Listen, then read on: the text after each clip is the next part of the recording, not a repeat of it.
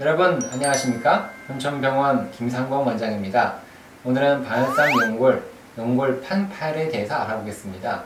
영어로는 같은 이름이에요. 반öl상 연골이나 연골판이나 메니스커스랑 같은 이름이 되겠고, 한글로는 좀 달라요. 연골이냐 연골판이냐 정말 헷갈려요. 그래서 요거는 또 연골은 다른 이름으로는 카틸리지라고 부르는 조직이 있어요. 그래서 요거는 우리가 또 연골이라고 불러요. 이것도.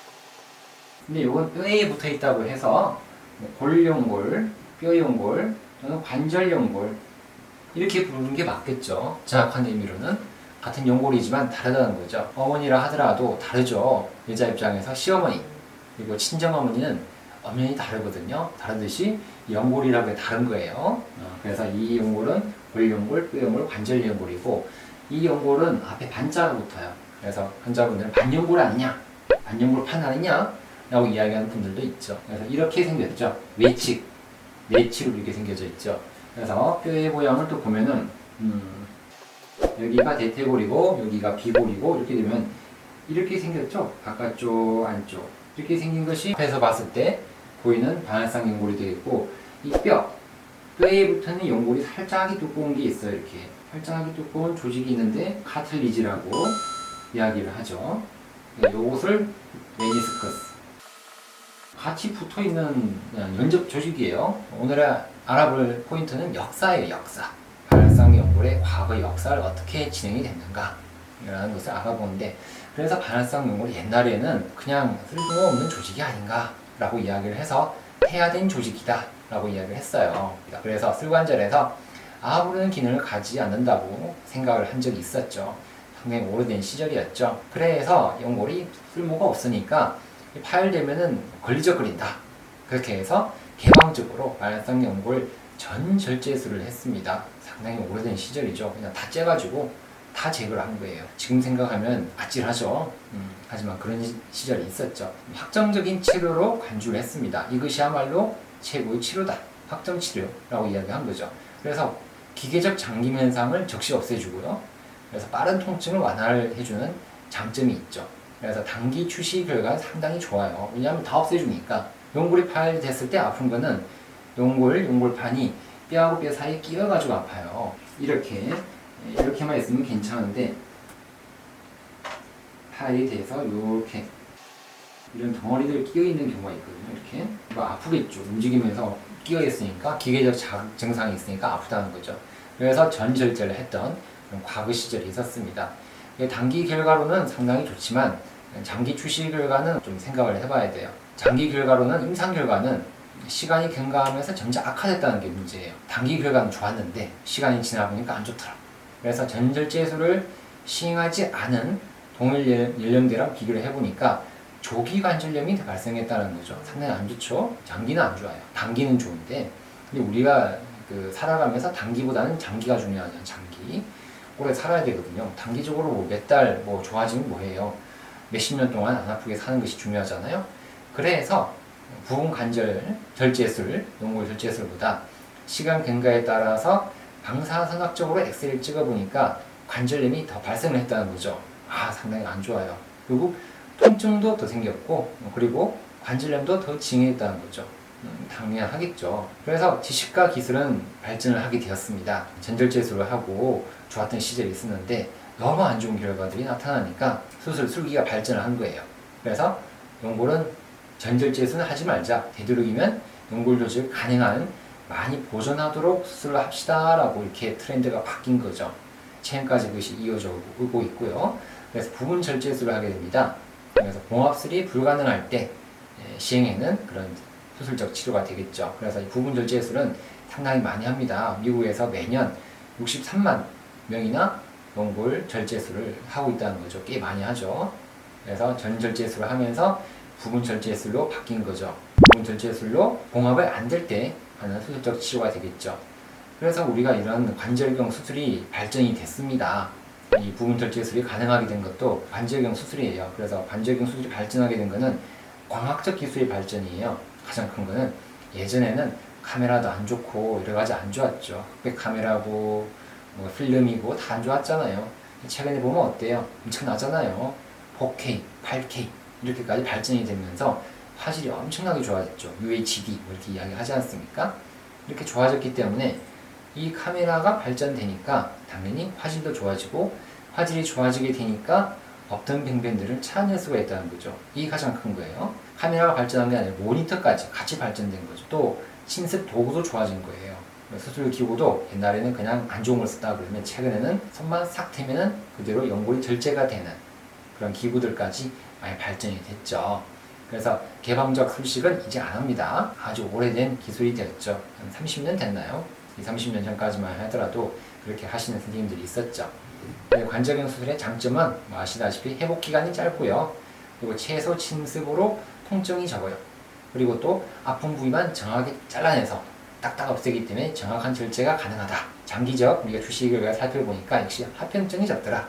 개방적 휴식에 비해서 하는 그런 장점이 있다는 거죠. 변화성 연골 부분 절제술에 대해서 우리가 결과 분석을 어떻게 하느냐라는 것이 또 포인트가 되겠죠. 여러 가지를 해봤어요. 임상적 검사를 해보는 거죠. 부종이 있는지, 그리고 걸림 현상이 있는지 등등을 외래에서 체크를 해보는 거죠. 임상적 검사. 환자 만족도가 가장 중요하겠죠. 아무리 좋은 거예요. 환자가 불편하면 이거 아니거든요. 환자의 만족도. 그리고 엑스레이 찍어보죠. 엑스레이나 MR을 찍어봤을 때 방사선학적 계측을 통해서 결과를 분석을 하게 됩니다. 그래서 웃는 고찰들을 여러 선생님들이 많이 했어요. 부분 절제술 뭐 5년 동안 쭉 해보니까 80에서 95% 정도까지는 그래도 좋은 결과 우수하다라고 이야기하고 아주 좋은 탁월한 엑셀런트 결과까지를 보고를 했다고 합니다. 근데 이거는 뭐 각 선생님들마다 논문을 쓰는 기준이 다르기 때문에 정확한 건 아니겠죠. 하지만 통상적으로 우리가 컨센서스라고 그러죠. 우리가 알고 있던 형식으로는 딱 포인트를 잘 잡아서 수술해야 돼요. 딱 안 좋은 부위를 수술했을 때는 80에서 95%면 상당히 좋은 거예요. 하지만 수술을 잘해도 두 명은 아프다 라는 것을 알고 있어야 되겠습니다. 그래서 연골이라는 게 바깥쪽과 안쪽이 있는데, 그래서 연골이 이렇게 덜렁덜렁거리는 거 있죠. 이렇게 찢어져서 이렇게 이런 경우를 수술하면 상당히 예후가 좋아요. 이렇게 돼 있으면 이런 부분만 싹 절제를 하면은 연골이 이렇게 이런 식으로 예뻐집니다. 그러면은 실제로는 남아있는 이 정도만 절제가 된 거죠. 그렇게 치면 전체 면적의 뭐 한 20% 정도만 절제가 됐으니까 이런 경우는 예후가 좋을 수밖에 없어요. 이런 경우가 우리가 95%는 예후가 좋아지더라 라고 이야기를 하는 거고, 근데 반면에 찢어진 것이 이렇게까지 찢어졌어요. 이렇게까지 찢어져가지고 막 이런 게 막 섞여 있어요. 이렇게 돼 있으면 우리가 어쩔 수 없이 절제를 하게 되면은 요렇게 절제가 되겠죠. 이렇게 절제가 되진 않아요. 이렇게 뾰족하면 또 추가적인 파열이 생기니까 여기까지 같이 이렇게 예쁜 모양으로 둥글게 만들어져요. 그러니까 요만큼이 없어진 거죠. 그러면은 전체 100% 중에서 뭐 한 30% 남아있나요? 이렇게 30% 남아있는 연골. 이렇게 되면은 우리가 좀 관절염이 진행될 수 있다는 거죠. 사람마다 다르겠지만 이렇게 되면은 연골이 남아있는 게 없으니까 좀 아프다 라고 이야기를 하는 거죠. 이런 경우가 수술을 하고도 예후가 안 좋은 20% 안에 또는 5% 안에 들어간다는 그런 경우가 되겠죠. 목본이라는 사람이 있습니다. 반화성 연골 절제술하고 1년 정도를 보니까 라이슬롬 스코어라는 그런 스코어가 있는데, 라이슬롬 스코어를 84점 이상이다 라고 역시 이야기를 했어요. 그러니까 통계적으로 맞죠. 80에서 95%니까 84점이면 괜찮은 거죠. 그래서 또 이야기를 하시기를 관절경적 수술식을 볼 수 있도록 해주면 좋더라 라고 이야기를 합니다. 뭐 수술방에서 같이 볼 수도 있어요. 화면을 같이 공유해서 볼 수도 있고, 또는 수술 끝나고 나서 화면을 보여주고 이렇게 해주게 되니까 수술 후 조기에 환자의 이해도와 만족도가 높아진다 그래요. 내가 어떤 수술을 했구나 라고 이해를 하게 되니까 만족도가 높아지는, 그래서 수술과 수술 이후에 걱정과 근심이 유의하게 감소를 했더라 라고 이야기합니다. 저는 환자분들한테 많이 보여주잖아요. 아이패드로. 이런 방법들이 내가 수술에 대해 이해를 하는 거죠. 이해를 해야만이 내가 앞으로 어떻게 치료하겠다 라는 것을 알고 있을 수 있다는 거죠. 이해가 안 되시면 다시 또 물어보세요.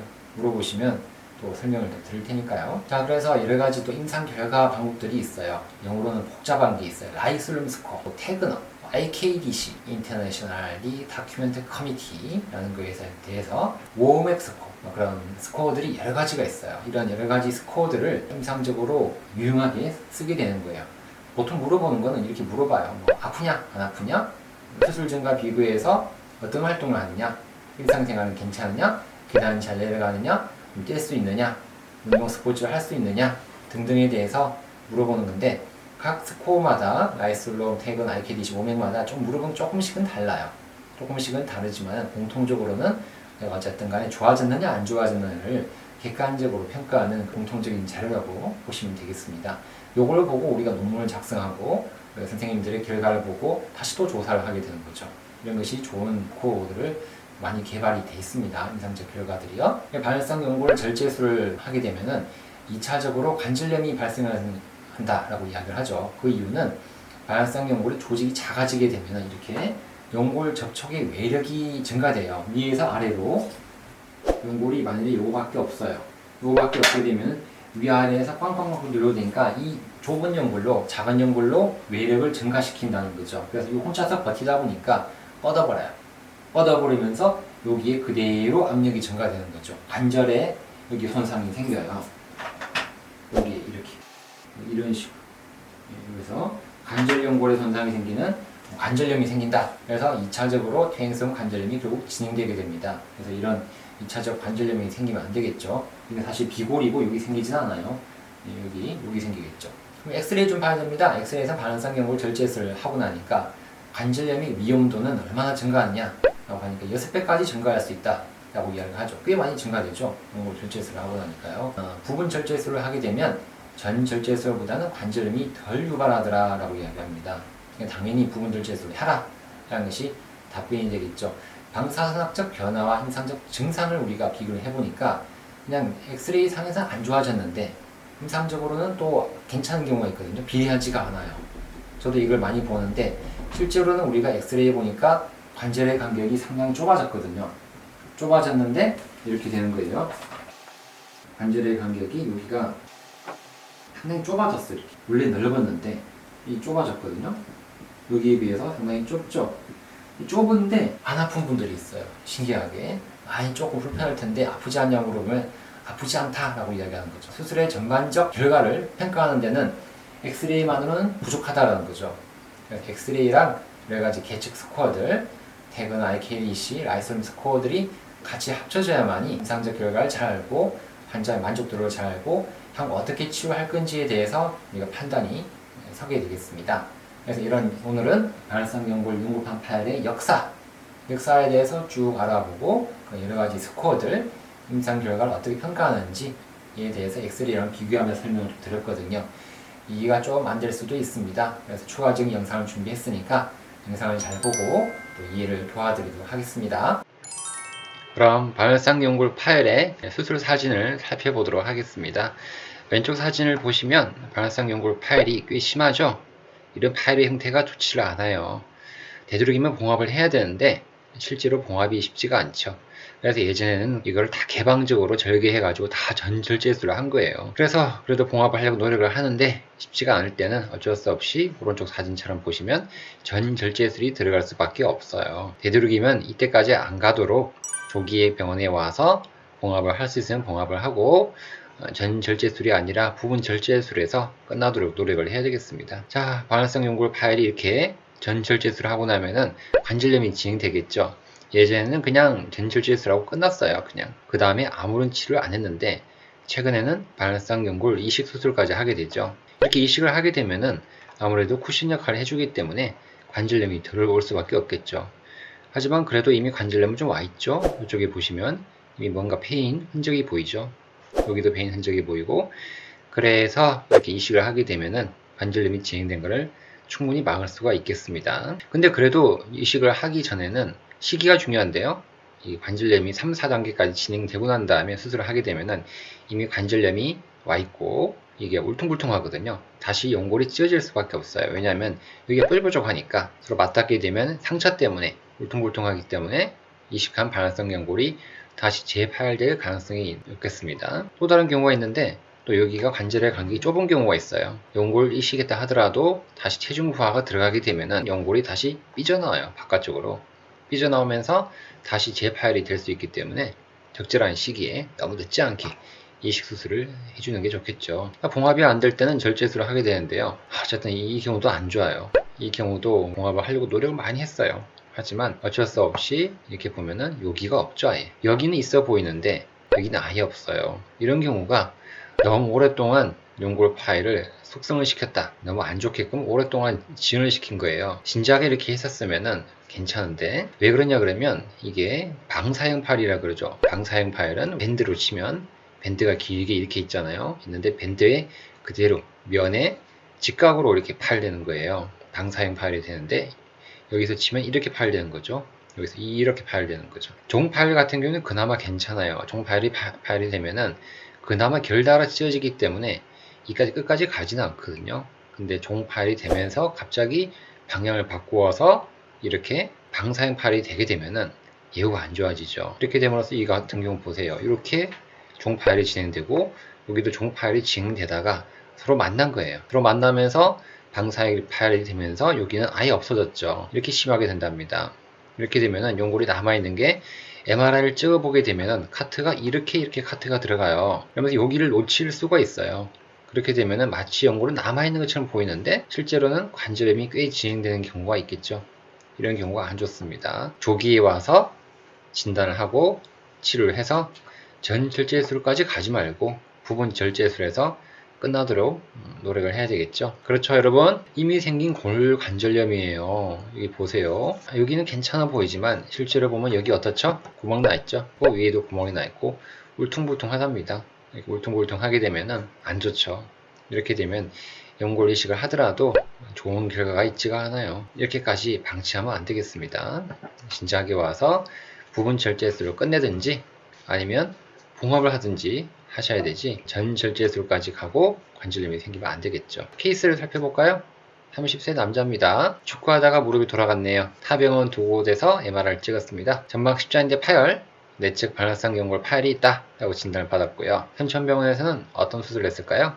전방 십자인대 재건술, 그리고 연골 봉합술까지를 했습니다. 자, 이거 한번 볼까요? 전방 십자인대 파열, 더하기 내측 발화성 연골 파열이 있는데 이거 한번 읽어볼까요? 퇴행성 존재. 그렇죠. 이미 퇴행성 존재라고 적어놨네요. 이미 퇴행성이 있다는 거예요. 왜 그러냐 그러면 이미 십자인대가 안 좋고 연골까지 안 좋기 때문에 이렇게 퇴행성까지 존재가 되어 있는 경우인데 십자인대 한번 보세요.